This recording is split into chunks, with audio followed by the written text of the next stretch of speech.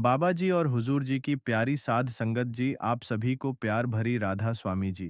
संगत जी, बाबा जी आज सुनाएंगे हमें एक साखी जो कि एक लालची सेठ और एक बंजारा और बंजारन की है। यह साखी एक प्रेरणादायक साखी है। इसे कृपया पूरा सुनिएगा। संगत जी, बाबा जी फरमाते हैं, एक बंजारा अपनी बीवी को लेकर अपने गांव को छोड़कर पैसे कमाने के लिए दूसरे शहर रवाना हुआ। जब वह दूसरे शहर के करीब पहुंचे तो उन्हें रास्ते में कुछ डाकू मिल गए और उन डाकुओं ने उस बंजारे और उसकी बीवी के पास जो कुछ भी था वह सब कुछ लूट लिया और इस तरह बंजारे और उसकी बीवी को डाकुओं ने भिखारी बना दिया। संगत जी, इसके बाद वह डाकू वहां से फरार हो गए। लेकिन बंजारा और उसकी बीवी सब कुछ लूटने के बाद चिंता में पड़ गए और सोचने लगे कि अब क्या करें, कहाँ जाएं। एक अनजान शहर में दोनों का बुरा हाल हो गया क्योंकि अनजान शहर में पैसा ही काम आता है। बंजारा अपनी हसीन बीवी को लेकर शहर की तरफ रवाना तो हो गया, लेकिन उसे यह फिक्र सता रही थी कि अब मैं क्या कारोबार करूंगा, पैसे तो मेरे पास है नहीं। वह इसी फिक्र में चला ही जा रहा था कि उसे शहर के बाहर एक फकीर दरवेश दिखाई दिया। वह बंजारा अपनी बीवी को लेकर फकीर की तरफ चल दिया। जब वह फकीर दरवेश के पास पहुंचा, फकीर को देखकर बंजारे ने सोचा, क्यों ना इस फकीर को अपनी परेशानी बताऊं, शायद यह मेरी परेशानी का कुछ हल कर दे। यह सोचकर वह फकीर के पास पहुंच गया और बहुत ही गंभीर भरे अंदाज में उसने अपनी परेशानी उस फकीर को बताई और कहा, फकीर बाबा, डाकुओं ने हमारा सब कुछ लूट लिया। अब कारोबार करने की बात तो बहुत दूर, हमारे पास खाने पीने के लिए भी कुछ नहीं है। अगर आप हमारा कुछ इंतजाम कर दें तो मैं आपको वापस लौटा दूंगा। फकीर को उस बंजारे पर बहुत तरस आया। फकीर बाबा ने कहा, मेरे बच्चे, मेरे पास तो कुछ भी नहीं, लेकिन मैं एक ऐसे शख्स को जानता हूं जो जरूरतमंदों को उधार दे देता है। आप दोनों उसके पास जाकर अपनी परेशानी बताओ, शायद वह तुम्हें कुछ पैसे दे दे। फकीर ने उन दोनों को सेठ के बारे में बताया और उसके पास भेज दिया। बंजारे की बीवी इतनी खूबसूरत थी जो कोई भी देखता तो देखता ही रह जाता। बंजारा अपनी बीवी को लेकर सेठ के पास पहुंच गया। सेठ ने जब बंजारन को देखा तो उसे पर फिदा हो गया, लेकिन वह बंजारा इस बात से बिल्कुल बेफिक्र सेठ से हाथ जोड़कर कहने लगा, सेठ जी, मुझे कुछ पैसों की जरूरत है। लेकिन सेठ का एक वसूल था, वह पैसे तो उधार दे देता था, लेकिन पहले कुछ सामान अपने पास गिरवी रखता था। सेठ ने कहा, पैसे तो मैं तुम्हें दे दूंगा, लेकिन तुम्हारे पास गिरवी रखने के लिए क्या है? अब बंजारा सोचने लगा, उसके पास तो कुछ भी नहीं था। थोड़ी देर कुछ सोचकर उसने बड़ी शर्मिंदगी से कहा, सेठ जी, मेरे पास गिरवी रखने के लिए तो कुछ भी नहीं है। सेठ ने कहा, देखो भाई, इस तरह मैं आपको एक आना भी नहीं दे सकता, यह मेरा वसूल है।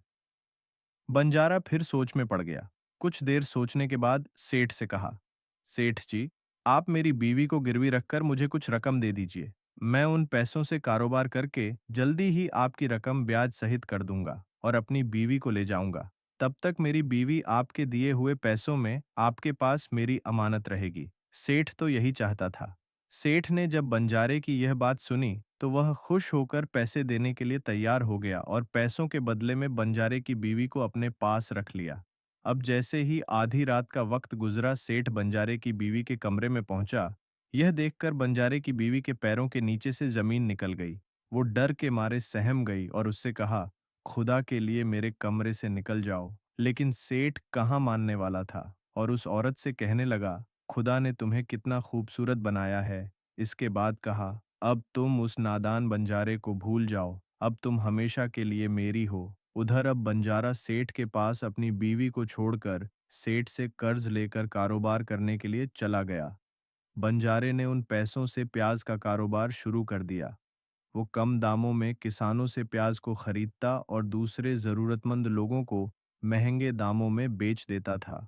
इस तरह बंजारे ने उन पैसों से बहुत ही जल्द खूब दौलत इकट्ठी कर ली और कुछ दिनों के बाद बंजारा सेठ के पास पहुंचा और कहने लगा, सेठ जी, आप अपना हिसाब करके मुझसे अपनी रकम ले लीजिए और मेरी बीवी को मुझे वापस लौटा दीजिए। अब इतनी खूबसूरत बीवी को कौन वापस करे? सेठ ने बंजारे से कहा, भाई क्या बताऊं, आज से 2 महीने पहले की बात है। तुम्हारी बीवी अचानक बीमार पड़ गई और उस बीमारी के कारण तुम्हारी बीवी की मौत हो गई। मैंने तुम्हारी बीवी का बहुत ही इलाज करवाया, अच्छे से अच्छे हकीम को दिखाया, लेकिन मैं फिर भी तुम्हारी बीवी को नहीं बचा सका। बंजारे ने जब उस सेठ के मुंह से यह सुना तो दिल पकड़कर बैठ गया और बहुत दुखी हो गया। फिर थोड़ी हिम्मत बांधकर सेठ से बोला, सेठ जी, जो होना था वो तो शायद मेरे नसीब में ही ऐसा लिखा हुआ था। अगर वह मेरे साथ भी रहती तब भी उसकी मौत आती, क्योंकि होनी को कौन टाल सकता है। फिर भी आप अपने पैसे मुझसे ले लो, ताकि मैं इस बात से बेफिक्र हो जाऊं कि मैंने अपना कर्ज चुका दिया है और अपनी बीवी को गिरवी रखने के कलंक से खुद को बचा लिया है। बंजारे की बात सुनकर वह सेठ बोला, नहीं भाई, अब मैं तुमसे पैसे कैसे ले सकता हूँ? जब मैं तुम्हारी मानद ही तुम्हें नहीं लौटा सकता, तो अपना कर्ज वापस लेने का मुझे कोई हक नहीं है। बंजारे ने बार बार सेठ से अपना कर्ज वापस लेने की गुजारिश की, लेकिन सेठ नहीं माना। उसके बाद उदास होकर बंजारा वहां से चल दिया तो रास्ते में फिर उस जगह पर पहुंचा जहां पर उसकी मुलाकात उसे फकीर से पहली बार हुई थी। हमेशा की तरह फकीर अपने चबूतरे पर बैठे हुए थे। बंजारा भी वहीं जाकर चुपचाप बैठ गया। फकीर दरवेश ने जब बंजारे को देखा तो उसे पहचान लिया और उसका हालचाल पूछने लगा। बंजारे ने पूरा मामला फकीर को बता दिया। वह फकीर दरवेश बहुत तजुर्बे का आदमी था। बंजारे की बात सुनकर फकीर ने कहा, बंजारे भाई, उस सेठ ने तेरे साथ धोखा किया है। तेरी बीवी अभी बिल्कुल सही सलामत जिंदा है। तेरी बीवी को उस सेठ ने अपने घर में छुपा लिया है। अब ऐसा कर, यहाँ के बादशाह के पास चला जा और बादशाह के दरबार में जाकर सुल्तान से गुजारिश करना कि बादशाह सलामत मेरी बीवी को सेठ से वापस दिलवा दो, क्योंकि यहाँ का सुल्तान बहुत ही अक्लमंद, बहादुर और होशियार है। वह जरूर तेरी बीवी को उस सेठ पर जोर डालक दिलवा देगा। अब तो दरबार में ही तुम्हारा फैसला होगा। फकीर दरवेश की बात मानकर बंजारा बादशाह के दरबार में पहुंच गया और बादशाह के दरबार में पहुंचकर बादशाह से इंसाफ मांगने लगा कि बादशाह सलामत मेरी बीवी को सेठ से मुझे दिलवा दीजिए। बादशाह ने सेठ को बुलाया और पूछा, क्या यह बात सच है कि यह बंजारा कुछ पैसों के बदले में अपनी बीवी को तुम्हारे पास गिरवी रखकर गया था? सेठ ने हाँ करते हुए कहा, जी सुल्तान, बंजारे की यह बात बिल्कुल सच है। बादशाह ने फिर कहा, तो तुम इसकी बीवी को वापस क्यों नहीं लौटा रहे हो? बादशाह की बात सुनकर सेठ बोला, कैसे लौटता सुल्तान? मैंने इस बंजारे को बता तो दिया था कि आज से 2 महीने पहले इसकी बीवी की मौत हो चुकी है। सुल्तान मुअज्जम, अब मैं खुदा के पास जाकर तो इसकी बीवी को वापस नहीं ला सकता। बादशाह ने पूछा, कोई गवाह है तुम्हारे पास जो इस बात की गवाही दे कि इसकी बीवी इस दुनिया से रुखसत हो गई है?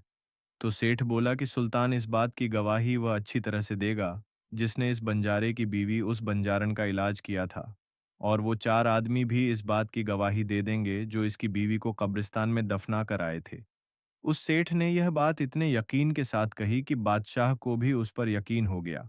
तब बादशाह ने बंजारे से कहा, अगर तुम्हारी बीवी जिंदा होती तो हम तुम्हें जरूर दिलवा देते, अब तो हम भी मजबूर हैं।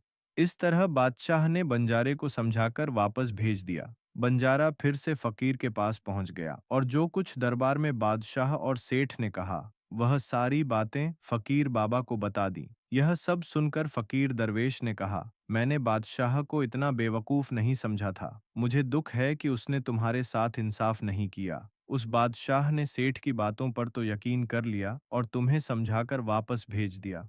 अब तुम मेरी एक बात ध्यान से सुनो।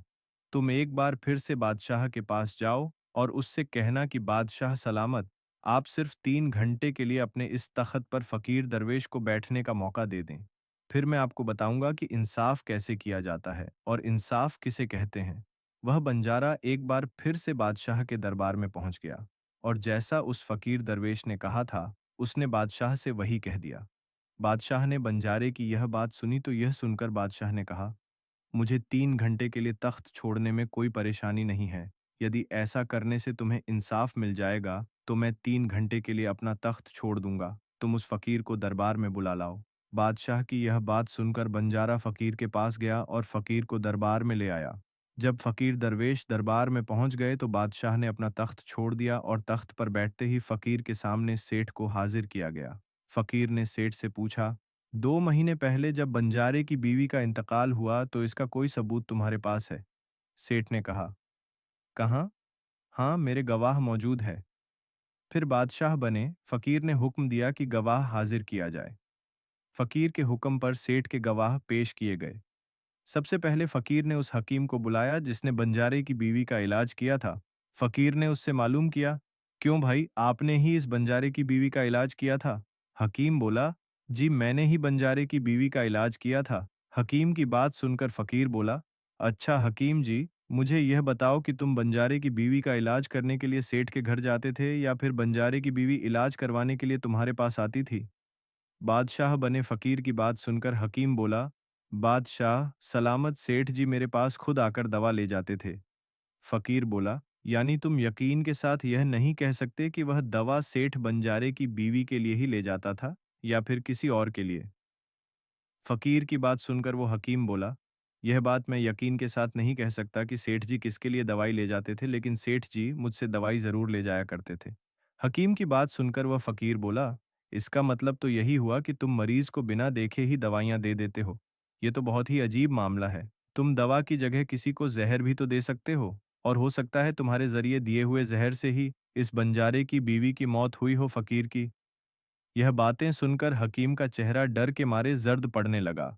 वह गला साफ करते हुए बोला, नहीं हुजूर, ऐसा हरगिज नहीं हो सकता। मैं अपने किसी मरीज को दवा के बदले जहर क्यों दूंगा? और इस तरह से तो मेरी सारी इज्जत मिट्टी में मिल जाएगी। हकीम की बात सुनकर वह फकीर बोला, अब तो तुम ऐसा ही कहोगे। मैं तुम्हें अपने काम में लापरवाही करने के लिए और एक मरीज की जिंदगी से खेल करने के जुर्म में 50 कोड़े लगाने का हुक्म देने जा रहा हूं। इसके साथ ही तुम्हारा मुंह काला करके सारे शहर में भी घुमाया जाएगा। अब तुम सोच लो, सच बोलोगे या फिर मैं सिपाहियों को तुम्हें गिरफ्तार करने का हुक्म दूं? यह सुनकर हकीम का बदन कांपने लगा और वह फकीर के पैरों में जा गिरा और बोला, हुजूर मुझे माफ कर दो। मैं कबूल करता हूं कि मैंने सेठ के किसी भी मरीज का कोई इलाज नहीं किया।